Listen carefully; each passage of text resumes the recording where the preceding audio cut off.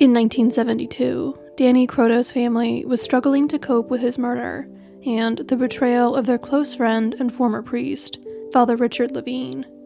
After the murder, some of Danny's brothers disclosed that they had been sexually abused by Lavigne, and Lavigne remained the strongest and only suspect in Danny's case.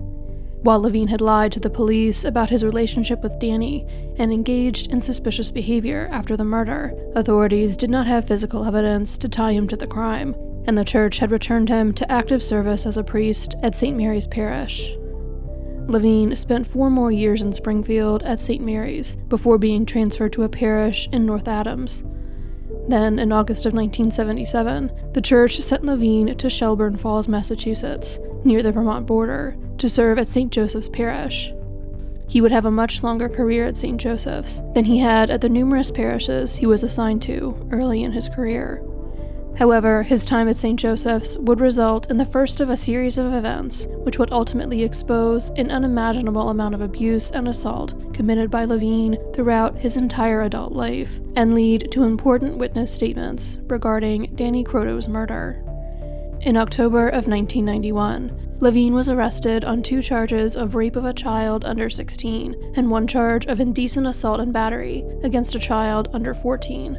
The arrest was made after 3 boys from St. Joseph's provided statements about incidents of sexual assault by Lavigne that occurred between 1988 and 1991. Lavigne was surrounded by church officials when he pled not guilty to the charges in court. Lavigne was the first priest, ultimately of many, in Western Massachusetts to be accused of child sexual assault. At the time, many people in the community refused to believe that a priest could be capable of something so terrible. Lavigne had a large contingent of his congregation from St. Joseph's who vocally supported him when he was first publicly accused. Those loyal to him described him as a loving and adored priest and believed the accusations were fabricated. At least one member of the congregation suggested that the allegations against Lavigne were a part of a conspiracy to destroy the beloved priest. Support for Lavigne continued as the legal proceedings moved forward, and as more accusations of sexual abuse were made against him. On Valentine's Day of 1992, Lavigne was indicted by a grand jury on a dozen counts for crimes against 5 victims committed between 1982 and 1991. Once Lavigne was publicly accused of sexual abuse against children, more and more victims came forward, reporting that they had also been abused by him. By the time Lavigne went to trial for any of the charges he was indicted on in February of 1992, 19 of his victims had come forward, reporting incidents that occurred as recently as 10 months earlier, and as early as the late 1950s. Lavigne was first scheduled to go to trial for 1 count of indecent assault and battery on a person over the age of 14, and 1 count of indecent assault and battery on a child under the age of 14 in late June of 1992. However, on the day the trial was supposed to begin, Lavigne shocked everyone in the courtroom by changing his plea from not guilty to guilty. This still left Lavigne's defense team with the task of trying to appeal for leniency in his sentencing, which ultimately was not a difficult task, despite the nature of Lavigne's crimes. Richard Lavigne is a good man. There is no evil in this man's heart. What he has done on these 2 occasions does not take away from the good works he has done and from the fundamental goodness and worth of this man, his lawyer told the court. He requested that his client be sentenced to probation and psychiatric treatment. Prosecutors asked for an 18-month sentence, with 12 months suspended, meaning Lavigne would only serve 6 months in jail. Judge Vieri Volterra, prior to sentencing, went on a bizarre rant in defense of the man who had just pled guilty to molesting 2 children, voicing how upsetting he found it that Lavigne's excellent career and outstanding ministry had been destroyed by his crimes, which he described as being at the low end of the spectrum. He further criticized the press for covering the mounting allegations against Lavigne. Judge Volterra sentenced Lavigne to 2 concurrent probation terms, and ordered him to spend 7 to 10 months in the St. Luke's Institute, a church-affiliated treatment center in Silver Spring, Maryland. He did bar Lavigne from ever serving as a parish priest or living or working with children under the age of 16 as a condition of his probation. He would later say that he did not send Lavigne to jail because he did not view any of the charges against him as serious. Lavigne left the St. Luke's Institute on January 27, 1993, and returned to Massachusetts. The diocese did not allow him to return to a parish, but he remained a priest and retained his medical plan and a diocesan pension of more than $1,000 per month. Victims continued to come forward, and he was facing charges in 9 different courts throughout Massachusetts. Ultimately, approximately 50 individuals would come forward reporting that they had been abused, raped, or molested by Lavigne. Altar servers from every single parish he had been assigned to as a priest were among his accusers. 2 of his cousins also came forward reporting abuse, as did 2 nephews of Matthew Ryan, the district attorney at the time of Danny's murder, whose friendship with the Bishop of Springfield was rumored to be part of the reason why Lavigne was not aggressively investigated for Danny's murder. Later investigations would estimate that Lavigne's actual number of victims was around 250. At least one of his victims committed suicide, and several others developed substance abuse problems. In 1994, the Diocese of Springfield paid 17 of Lavigne's victims $1.4 million as part of a settlement, and paid an additional $7.7 million to 46 victims in 2004. Lavigne never served any time in prison. Lavigne was laicized by the Vatican on November 20th, 2003. Thomas Dupre, then the Bishop of Springfield, did not act on his orders from the Vatican for 2 months. He finally announced that Lavigne was being defrocked on January 20th, 2004. A few months later, the church finally ceased its financial support of Lavigne, and he received no further payments after May of 2004. In September of 2004, Dupre became the first Catholic bishop to be indicted for sexual abuse.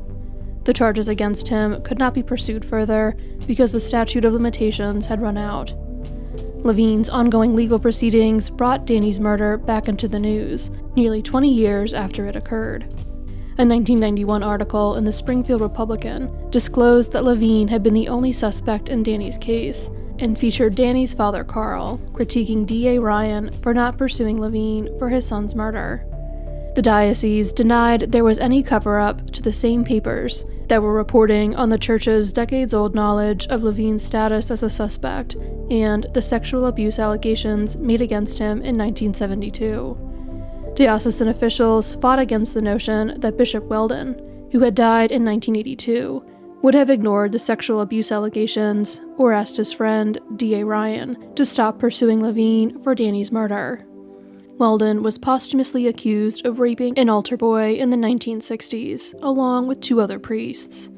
The victim came forward as an adult, and an independent judge would eventually describe his allegation as unequivocally credible.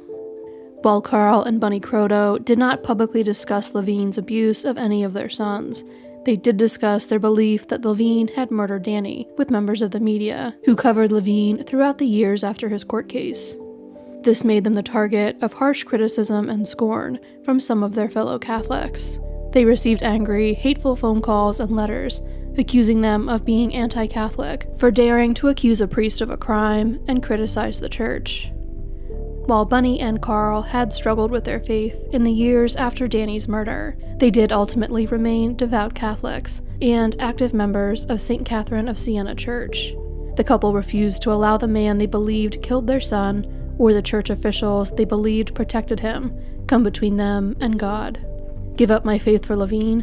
For the good old boy network that protects people like him? No, Carl said in 2002. They can't take God away from us. That's the one thing they can't have, Bunny said 3 years later.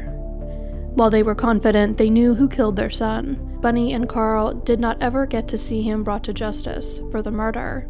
They knew that getting a jury to convict Lavigne based on circumstantial evidence alone would be a challenge, even after he had faced so many sexual abuse allegations, and the deference once afforded to him by his position as a priest was gone.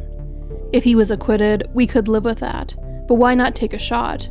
I think we owe that much to Danny, Carl said in 2003. That same year, Kevin Cullen from the Boston Globe approached Lavigne while he was outside painting his house. When asked if he had any response to mounting witness statements implicating him in Danny's case, he only provided one. "My silence has been my salvation," he said with a smirk. Carl Croteau had a heart attack in November of 2010. The Korean War veteran passed away days later, on Veterans Day, at Mercy Medical Center, surrounded by family. He was 79. Bunny passed away in 2016, the day before the 6th anniversary of her husband's death, at the age of 80. 2 of Danny's brothers also passed away, while his case was still legally unsolved. Michael Croteau passed away in 2009 at the age of 51, and Gregory Croteau passed away in 2015 at the age of 60.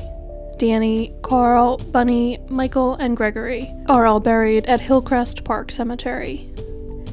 As the years went on and the horrifying scale of the clergy abuse crisis started to become publicly apparent, the absolute trust in the priesthood was destroyed in many Catholics, and the Church lost the deference it had received from law enforcement in previous decades. In 1991, when Lavigne was first arrested on sexual abuse charges, the scandal had not yet fully been exposed. While this meant he still had plenty of loyal supporters in his congregation, he was not considered untouchable by law enforcement anymore. Danny's case was reopened in 1991 in response to the renewed interest in it that followed Lavigne's arrest. By the time Lavigne was finally defrocked, the clergy abuse crisis, especially in Massachusetts, was public knowledge. The notion that a priest could commit a serious crime was not as unthinkable as it had been in 1972 or even 1991, when Lavigne was first charged with sexual abuse. The courts were more willing to rule against the Church when it sought to keep its records from the public. Documents relating to Danny's case were unsealed by a judge in 2004, and a further 115 pages of documents were unsealed in 2008 as part of civil legal proceedings between the Diocese of Springfield and its insurance carriers. In 1993, a sample of Lavigne's blood was collected to be compared to the blood from the crime scene after he was compelled to provide the sample by a search warrant. Lavigne fought the order in court for 2 years, so the blood was not tested until 1995. Unfortunately, the samples from the crime scene had severely degraded during their decades in storage. The samples were tested in 1996, 2002, 2003, and 2021, but even as technology became more advanced, the samples were too degraded to provide conclusive results. The blood sample from Lavigne was important in that it revealed that he had type B blood, the same type as the blood found at the crime scene, along with Danny's type O blood. In the United States, type B is one of the less common major blood types, but that still means that approximately 10% of the Caucasian population has blood type B. While Lavigne's blood type did not prove his guilt, it did not eliminate him as the contributor of the blood at the crime scene either. Lavigne was also left-handed, as authorities believed Danny's killer was, based on the location of his fatal injuries. In the years following Lavigne's sexual abuse arrest, several important witnesses with information relating to Danny's case came forward. Some of these witnesses provided information after seeing Lavigne in the newspapers, and only then realizing they had important information about an unsolved murder, and some of them were victims of Lavigne's, who provided important information when they came forward to report their own abuse. Some of the most important information in the case provided by these witnesses was compiled into a statement of facts written by Detective Michael T. McNally, a trooper with the Massachusetts State Police Unresolved Cases Unit, in 2021. These witnesses are identified in the statement by number rather than by name, and those same numbers will be used here. Witness number 1 was friends with Danny, and was also an altar server at St. Catherine's with him. He reported that Lavigne would regularly give the altar boys wine from the chalice after Mass, and then give them gum, which he ordered them to chew afterwards. According to Witness 1, Danny was frequently alone with Lavigne. On multiple occasions, Lavigne would drive up in his car while Danny and Witness number 1 were outside playing street hockey. When he saw Lavigne, Danny would begin to cry, and then tell his friend that he had to leave before getting into Lavigne's car. The witness knew that Lavigne was not taking Danny home, as they drove off in the opposite direction of the Croteau family home. Witness number 2 had provided a written statement in 1993 after seeing Lavigne's picture in the newspaper. The witness had seen a man in his 30s, wearing a priest's collar, drive out from under the Governor Robinson Bridge between 12:30 and 1 a.m. one weekend back in April of 1972. The car the man was driving was consistent with one of the 2 cars Lavigne was known to drive at the time. The driver looked directly at the witness before speeding away. The witness could not remember the exact day of this sighting, but they did remember hearing about Danny's murder within a week of it. When they saw Lavigne's picture in the paper, they recognized him as the driver they had seen 21 years earlier.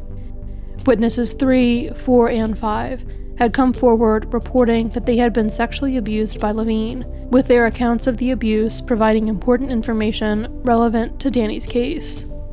Witness 3 had been molested while on an overnight camping trip with Lavigne, which the Croteau brothers had also attended. Danny had been the youngest boy there, and was teased and called names by the older boys. Growing frustrated with the teasing, he repeatedly told Lavigne, "I'll tell." At that point, Lavigne's behavior changed dramatically, which the witness believed was a direct result of Danny threatening to tell something. Lavigne told the older boys to stop teasing Danny, and began paying more attention to him. Later on, the witness had knocked Danny over, which resulted in Lavigne smacking him so hard across the face that he fell to the floor. Witness 4 told authorities that he was regularly given alcohol when he was alone with Lavigne. He reported once overhearing Lavigne have a conversation with a parishioner at St. Mary's about him being accused of killing a boy. Lavigne denied being involved and expressed confusion at why the police were suspicious of him. The witness had not previously heard about the murder and did not know Danny's name. Weeks later, when he was angry with Lavigne about the ongoing abuse, he asked him why he had to kill the kid, referencing the conversation he had overheard. According to the statement from the witness, that's when Father Lavigne said it was simply an accident, and he told me to leave it alone. That's when he started to say that things could happen to me too. I took that as he could kill me just as well. He was very forceful about it. Father Lavigne had threatened me before one time when I told him I wanted to get out of the situation, meaning the sexual abuse, and I told him I would go to the police. He had told me more or less that if I did that, I would live to regret it. I never told anyone about the abuse at the time. I wanted to, but I was afraid. Witness 5 also reported Lavigne making him drink alcohol. Lavigne would sometimes trick him into drinking, giving him a glass and telling him it was water, but when the witness drank the liquid, it was a martini. Lavigne also had a terrible temper and a way of making him feel guilty. They also reported that Lavigne had driven them past the location where Danny was killed while police cars were still surrounding the area and told them that's where Danny Croteau was murdered. The reports from witnesses who were children at the time of the murder all supported the theory that Danny was being sexually abused by Lavigne and explained some details about his body when it was found, why he was so intoxicated, and the gum found in his stomach. Since Lavigne used alcohol to gain control over his victims, he may have been the person responsible for Danny being so intoxicated at the time of his death, and he may have given him the gum to cover up the smell of alcohol on his breath. He may also have made Danny drink the weekend before his death, since he returned home feeling sick and throwing up the following day. The evidence of Danny potentially being abused by Lavigne is relevant to his murder because if Danny were being sexually abused by Lavigne and threatened to expose the abuse, as Witness 3's account may imply, Lavigne would have a strong motive for wanting to kill the boy. The other witness report places Lavigne near the crime scene around the time of the murder, although it is not exact. The statement from witness number 6 did not move the case forward at the time it was given, but it would eventually lead to an important development in the case years later. Witness number 6 had been interviewed by authorities on April 5, 2004. Lavigne had recently told the witness that he had received a typed, unsigned letter in the mail. It described the emotions the writer thought Lavigne was experiencing as a result of killing Danny. Lavigne told the witness he believed the letter was from Danny's real killer because of the sense of guilt it described. Authorities believed this letter was written by Lavigne to throw suspicion off of him and on to the anonymous letter writer. Lavigne and his possible involvement in Danny's death was receiving a lot of attention at the time because of Lavigne's recent defrocking. A search warrant was issued for Lavigne's home, and investigators were able to locate the letter and take it into evidence. They also examined Lavigne's computer to see if they could find evidence of him using it to write the letter, but they found none. While Lavigne could not be tied to the letter at the time, authorities would use a different methodology to tie Lavigne to the letter 17 years later.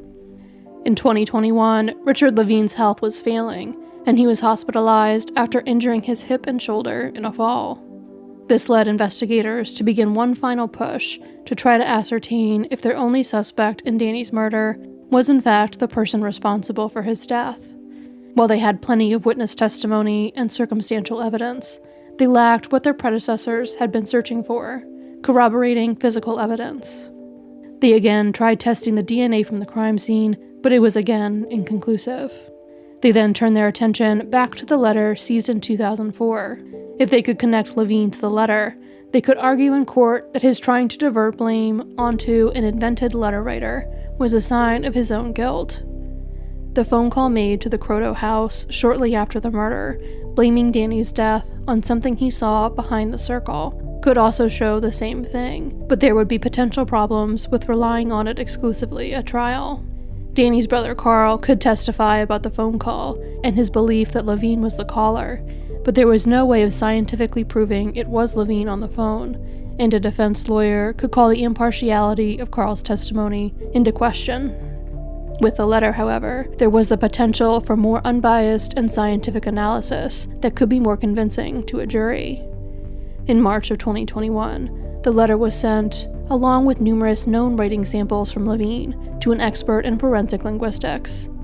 The expert would perform an authorship analysis by comparing linguistic patterns in the known and suspected writing samples to determine if Lavigne could or could not be excluded as the author of the letter.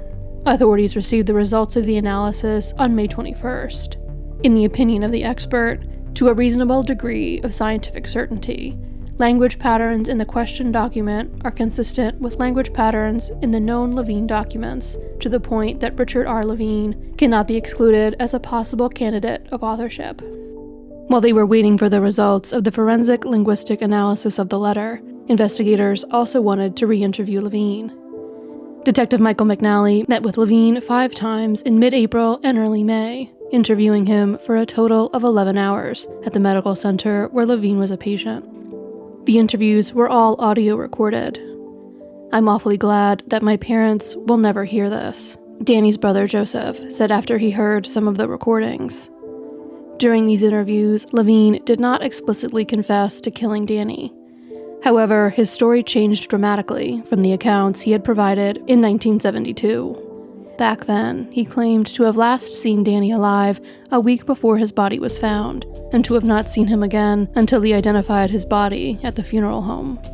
Lavigne told Detective McNally several different versions of the events of the day Danny died, but 2 important things remained consistent throughout them. He now said he was with Danny near the river under the bridge the day he was killed, and he claimed to have seen Danny's body floating in the water. Lavigne's overall story was that he had been at the river with Danny, then left him there, then came back a short time later when he saw Danny's body floating face down in the river. And you remember seeing him face down in the river? Yeah. And that was after you left him there? Yeah.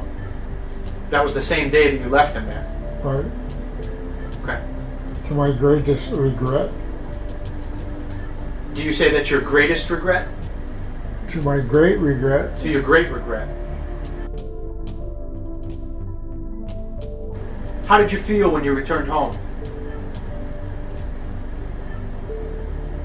Kind of heavy-hearted. Why? Well, he was a nice little kid. Kind of dumb, but still charming in a way. I'd sooner forget the whole thing, frankly. And to see him face down in the water was just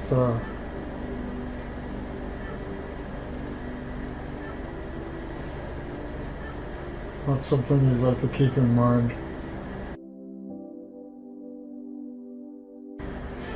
Do you feel you've put that out of your mind? Yeah, pretty much. His reasons for him being at the spot under the bridge changed throughout the retelling of the events.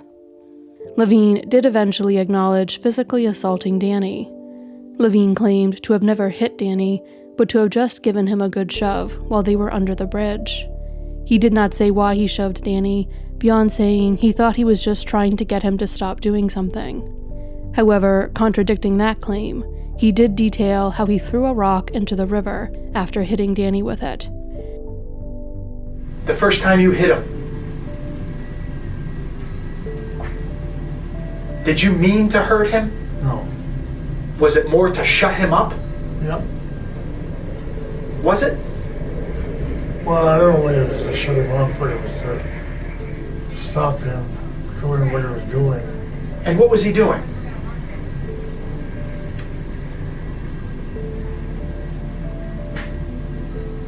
Frankly, I don't remember. Okay. What did you do with the object after you hit him? Tossed it in the water. You threw it in the water. How far did you throw it in the water? 6 feet. Do you think it could have had Danny's blood on it? It may have, by that time. By the time it got in the water for any length of time, it would have been rinsed off. You think so? Do you remember asking the detectives that in 1972? No, You did. I did. You did. So, where did you find the rock? Well, there were a lot of rocks along the bank. I just grabbed one, Yes. And then what did you do with it? threw it in the water. After you hit him? You nod your head yes. Between the analysis of the letter and Lavigne's new statements placing himself at the crime scene, Hampton District Attorney Anthony D. Gallooni believed there was now enough evidence to successfully prosecute Lavigne and secure his conviction for the murder of Danny Croteau. On May 21st, 2021, the day his office received the results of the forensic linguistic analysis of the letter, DA Gallooni authorized investigators to begin the process of obtaining an arrest warrant for Lavigne. Detective McNally received the phone call from his supervisor authorizing him to prepare to arrest Lavigne at 5:39 p.m., according to his phone records. However, at 5:40 p.m., less than 2 hours after DA Gallooni's initial authorization was issued, Lavigne died at Bay State Franklin Medical Center at the age of 80.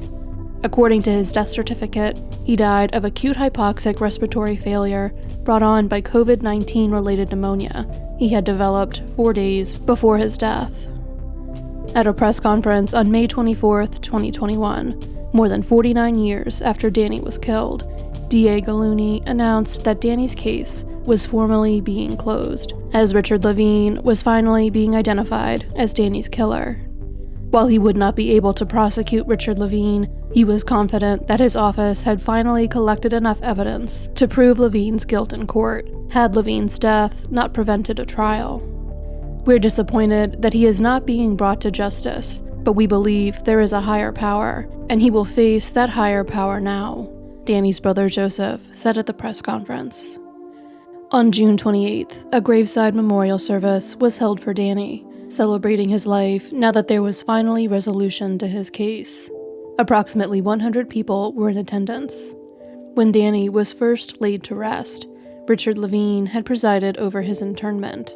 In 2021, the service was led by retired priest James Scahill, who has long been a critic of the church's handling of the child sexual abuse crisis in general, and of its support of Lavigne specifically. Danny's brother Carl held a portrait of Danny while his brother Joseph played the song Danny Boy for the assembled crowd. While the resolution of Danny's case did not result in Lavigne paying for his crimes, Joseph Croteau told those in attendance at the memorial that it did accomplish something else.